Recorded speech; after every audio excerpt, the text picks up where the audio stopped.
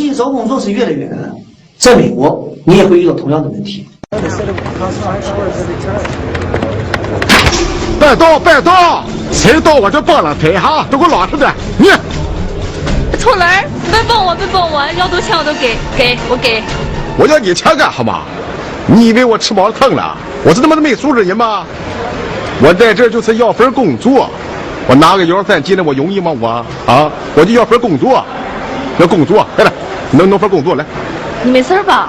没事，什么没事？拿份工作来，快点。你给我他妈2个钱啊！我2天就花完了，我下次好意思再来吗？你说我好不好意思啊？你说，我说话你能不能听懂？你怎么烫那么个头啊？赶快的，给我份回击工作，我就会干回击，快点啊！我就干回击，管钱呢？对，我就管钱，我就要管钱，快点，我就要份回击工作。你可没听着？赶快的，下一位了，赶紧往前走，往前穿。穿杏色衣服那个上门老娘们，你过来摆地来，过来。你办什么业务啊？我想把这张支票的钱转到这个卡上，然后我取出来，再把这个卡销户。好了，这个业务办不了哈，不会办啊！你怎么跟警察局讲话在这儿啊？不是，你是不是跟警察讲话？不是，我发誓，我是跟俺大姑姐说话，我要告诉他。你大什么姑姐？大姑姐？大姑姐，你好哈，我是咱们农行的会计哈。你要有钱就存我们这儿哈，我们这是在泉水分行。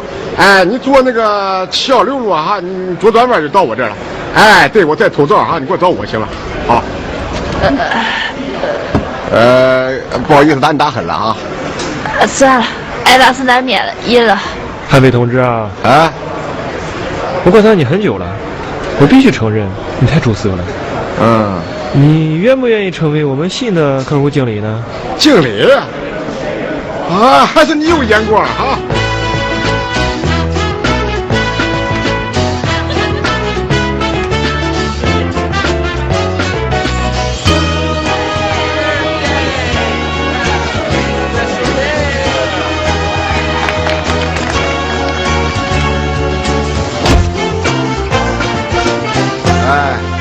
大姑姐哈，我跟你说哈，你上次你找我买那个机器哈，倒血没了。